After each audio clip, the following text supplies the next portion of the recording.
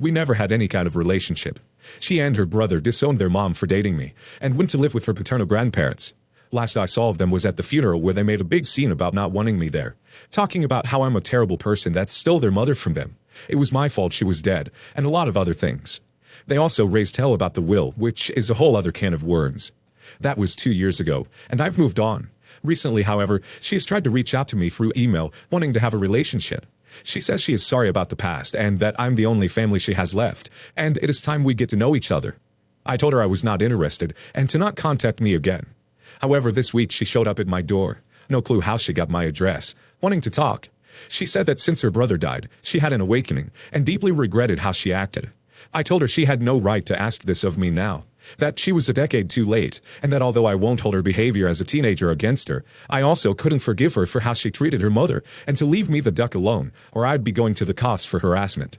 After that, she said she was sorry again and left crying. When I told my girlfriend about it, she said that everyone deserves a second chance, and I should forgive her since it was so long ago. I said she's only coming to me because she is lonely, which made my girlfriend very angry for some reason. She told me I was a heartless piece of crap, and is now giving me the cold shoulder. Some info from the comments. Why didn't they like you? They didn't like that I was much younger than their mother. She was about 20 years older than me. They had a huge fight after I met them, calling their mom disgusting for dating someone who was only a few years older than them. Even after we broke up, they still didn't want anything to do with their mother, and eventually went to live with their grandparents. What are your ages? When we met, I was 18, and my late wife was 35. 2 years later, when I moved to her country, was when we really started dating, and she introduced me to her kids as her boyfriend. They were teenagers at the time, with the daughter being the oldest at 16, and the son was 14. Some more info. Everyone seems to think the daughter was a kid when her mother died, but she was 21, and her brother was 19. I was married to their mother for 4 years, together for 7-ish. Wife did try to work things out with her kids. She broke up with me to focus on them, took them to therapy, talked to them, but nothing worked. The kids also went to live with their grandparents because they wanted. They were always close since the grandparents stepped up after their father died. Grandparents were very rich and had a lot of free time. Wife didn't just agree to that, but the grandparents threatened to sue her. I don't know all the details on that since I only heard about this after it all happened. But wife absolutely despised her ex-in-laws for what they did. Also, please stop calling my late wife a pervert or a predator. She wasn't any of those things. Edit. I see the majority here thinks that I am the a-hole, and while I still think that I was right on telling her off, I believe I might have been unnecessarily rude. I don't think I want to have any kind of relationship with her, but I'll at least try to contact her and apologize for my outburst. Everyone sucks here. I would have been mortified at 16 years old if my mother was dating an 18-year-old. I mean, what she's been through, losing all her family, is worse than what she put you through when she was a teenager. I see your girlfriend's point. She was grieving and chose to reach out to you. Teenagers do stupid things. I cry thinking about some of the things I said and did to my parents as a teenager. But as an adult, nobody holds it against me. There isn't too much detailed info here, and I respect that and don't expect much more. But it's hard to pass definitive judgment. I'm torn because I understand why you're hurt. What I don't get is why they don't like you. Everyone sucks here. She shouldn't have treated you so poorly, but she was a kid, and her mom was apparently dating someone old enough to be her brother. Were you honestly expecting a different reaction? She grew up, lost everyone, realized that she treated you like crap, apologized, and wants to get to know you. That's called personal growth. And you tell her to duck off and you'd call the police. I agree with your girlfriend. You're the a-hole.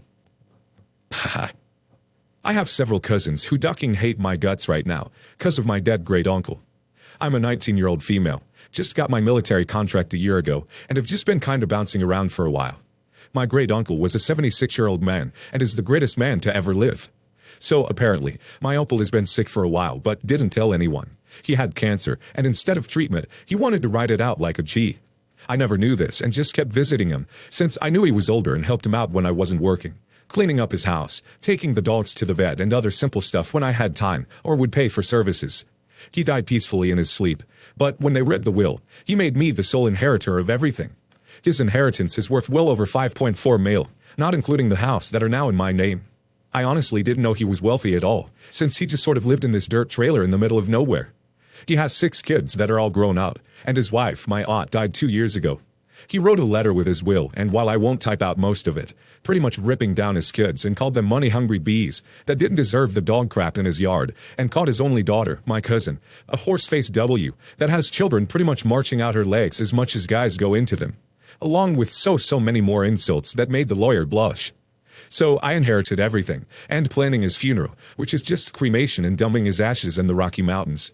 But his kids, my cousins, are threatening to sue me for the money and his estate, and saying they deserve it because they are his kids. But he specifically said not to give them crap, or even let them take his stuff. And all the kids lived on his property as well, and he's evicted them all, so they have 30 days to leave their homes, since I now own their houses. They've been threatening my boyfriend, who has been staying out of this, saying that he should correct his woman, or that they will come over and steal stuff from his house. The valuable stuff, of course, like his giant TV and jewelry. While the sister has been calling me non-stop, saying that I better give her something, because she has 8 kids, all little crapheads, and deserves it more since she was banking on her dad's money to help her with money. They were even excited when we went in to read the will, like they had just won the lottery, and I was the only one sad he was actually gone. I'm legit pissed and everything. Those dumb jerks are going to actually try to take me to court with the free brain cells they share. If I'm honest, I don't even want anything. I didn't want anything to begin with. I was only there because I'm in charge of his funeral. I was originally going to see if I could split it with them, but because of the way they are all acting, I don't know if I want to. Am I the a-hole? Not the a-hole. This is a lot to put on a 19-year-old. Do not make any permanent decisions right now. Even if you didn't expect or want his estate, he definitely didn't want his kids to profit from it. Don't betray his confidence in you by giving them anything. His lawyer should have made the will contest-proof, and even if there is some daylight there, you have the letter that shows his intent to cut them out. Leave it to your lawyer to handle their threats and any eventual court fights. Follow through with your plans for his funeral, and have your lawyer set up some security for his house. Find a property manager to proceed with carrying out the notices to vacate and to find new tenants. Then ask your lawyer for a good financial planner to keep the estate intact while you learn what you need to know to become more involved. Be sure that none of the professionals take advantage of your youth. Lawyer up and get security on the properties, cameras, lights, etc. You want an experienced estate attorney that is familiar with evil family members and how to deal with them. Not the a-hole. Your whole family is the a-hole. It sounds like they were a-holes before, and it's your relative's choice to leave the money to you. Don't give them a penny, and call the cops if the threats get too bad. If they even try to file a lawsuit, if you have even half a decent lawyer, you'll win because it says specifically in his will, you were the sole inheritor. Background. My family has always been well off, and by that, I mean like we would take family vacations 2 or 3 times per year. It's still like that now, but I've noticed the difference in how my family acts now that my female 27, wife, female 24, and I are married. About 3 weeks ago, my dad booked a trip to Italy. Everyone was excited. The family group chat was lit up for days following the announcement. I called my dad and talked to him for a while, and eventually thanked him for including my wife who'd always felt left out. There was a slight pause, and he told me that he booked the rest of the available seats on that particular flight, and there was only enough for him, my mother, grandparents, my sister, plus her husband, and me. He booked it without even taking my wife into consideration. Now, I know what a lot of people would think, that it was just a mistake, but I don't think so, given the fact that my wife has been excluded in other ways before, and if it were a mistake, he'd do everything he could to change it before even announcing the vacation. My heart sunk. I looked at my wife, who could tell something was off, and I told my dad to just give my seat to someone else, because if she wasn't included, I wasn't going. In the past, I was able to include my wife myself, but I was tired of us being singled out. They never did that to my sister and her husband.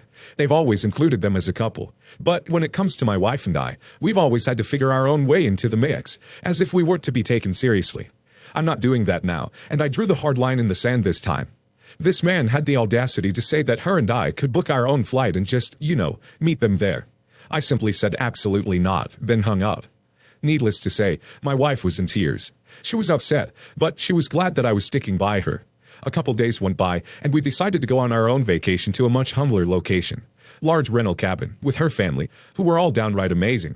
Well, my family found out, and they have not stopped blowing up my phone. My mom called me one night during all this and said that I was being unreasonable, and there's no way I couldn't just book a separate flight and instead book an entirely different vacation with her family. I explained to her that that wasn't the point.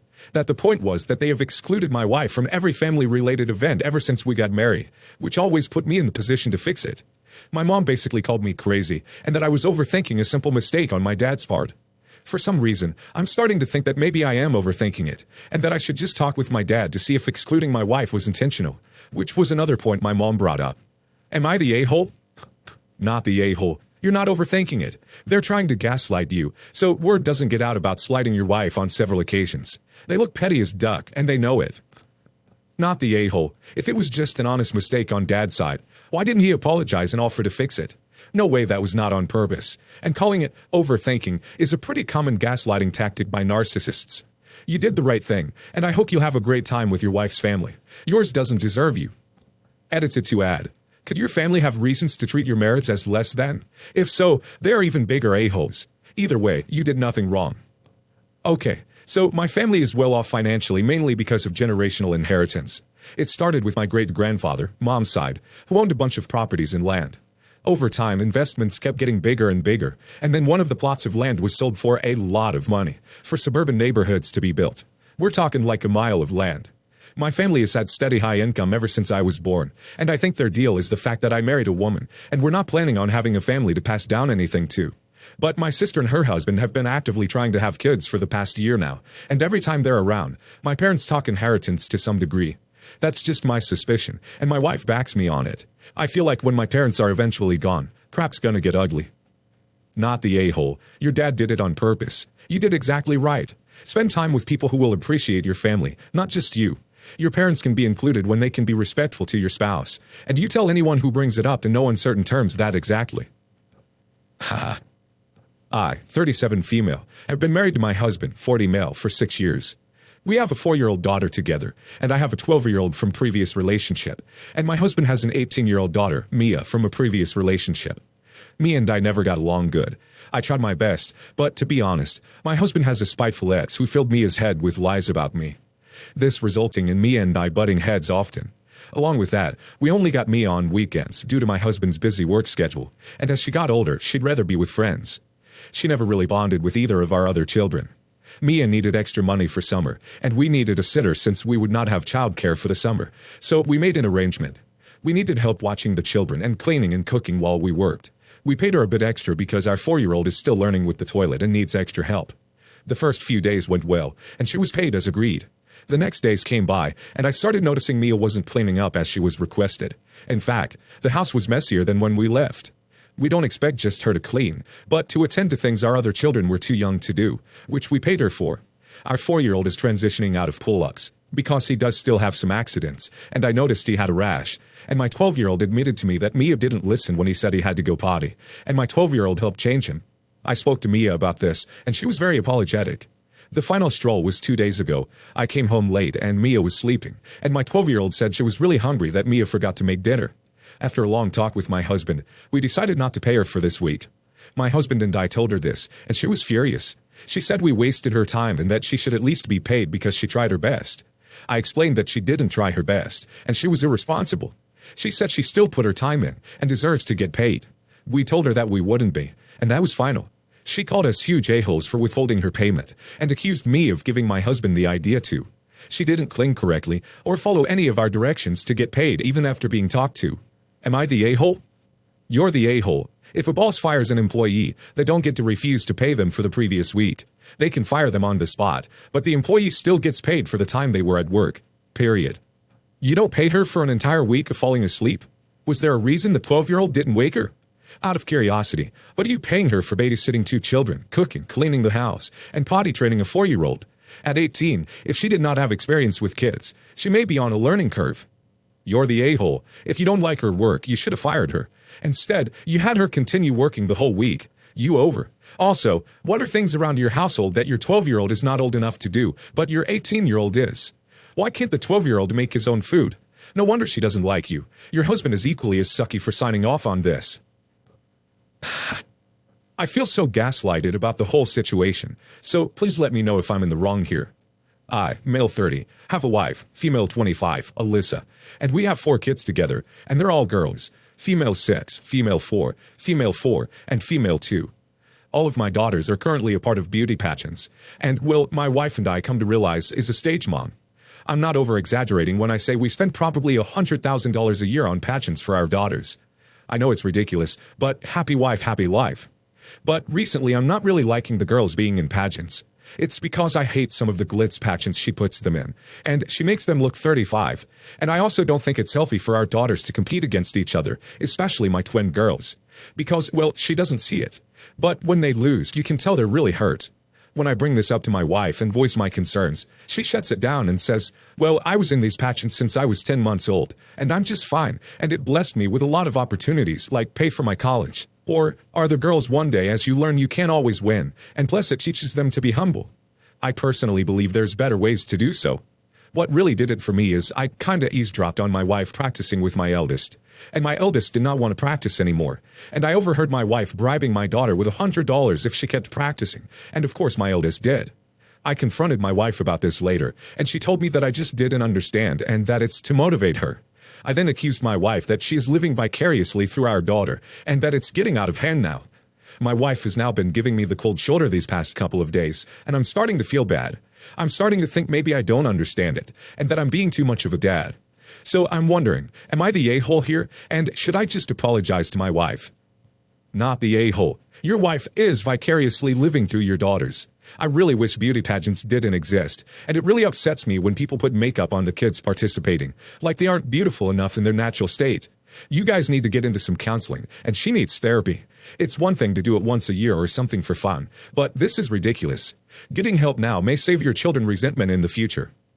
Not the a-hole. Your wife is giving you the cold shoulder because you hit a nerve. She knows she's reliving her own pageant days through the girls, and she's embarrassed she got caught bribing a 6-year-old with $100. Not a proud parenting moment.